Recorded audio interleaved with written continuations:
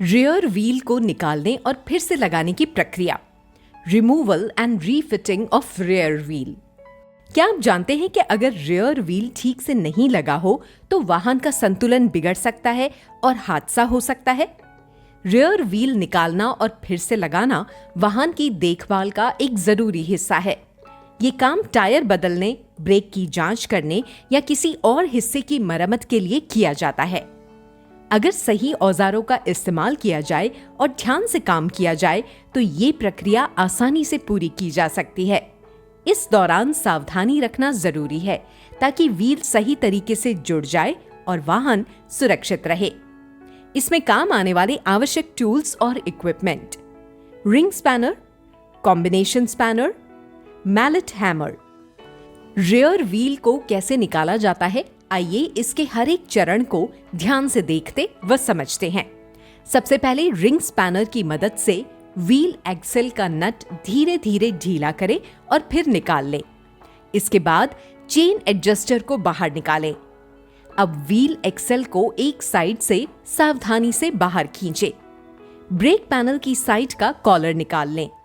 फिर break stopper rod के नट को रिंग स्पैनर की मदद से खोलकर अलग करें।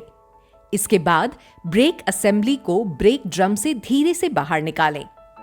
अब कॉम्बिनेशन स्पैनर की सहायता से हाफ एक्सेल खोलें और उसके साथ चेन एडजस्टर को भी बाहर निकाल लें। अंत में स्विंग आर्म से रियर व्हील को धीरे से बाहर निकाल लें। अब जब हमने रियर व्हील निकालना सीख लिया है तो आइए अब जानें कि उसे कैसे उसकी जगह पर दोबारा लगाया जाता है। सबसे पहले रियर व्हील को स्विंग आर्म के बीच सही पोजीशन में रखें। फिर हाफ एक्सेल और चेन एडजस्टर को उनकी सही जगह पर लगाएं और कॉम्बिनेशन स्पैनर की मदद से कसें। इसके बाद ब्रेक असेंबली को ब्रेक ड्रम के अंदर सही से सेट करें। ब्रेक स्टॉपर रॉड को रिंग स्पैनर की मदद से कस कर लगाएं।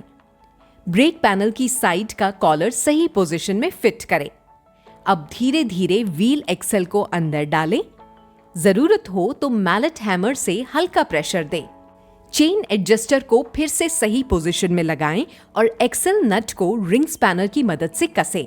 अंत में चेन की टेंशन और ब्रेक की स्थिति को ध्यान से जांचें और जरूरत हो तो उन्हें समायोजित करें। सारांश: इस वीडियो में हमने सीखा कि रियर व्हील को कैसे सुरक्षित तरीके से निकाला और दोबारा लगाया जाता है। ये प्रक्रिया देखभाल और सुरक्षा के लिए बेहद जरूरी होती है। वीडियो के अंत में हमने ये भी जाना कि व्हील को लगाने के बाद किन किन बातों की जांच करनी चाहिए, जैसे व्हील का free movement, chain tension, brake की कार्यक्षमता और नट बोल्ट की मजबूती। अब चलिए एक गतिविधि करते हैं। अपने शब्दों में रियर व्हील निकालने की प्रक्रिया लिखें। प्रक्रिया के मुख्य चरणों को संक्षेप में समझाते हुए बताएं कि पहिया कैसे निकाला जाता है।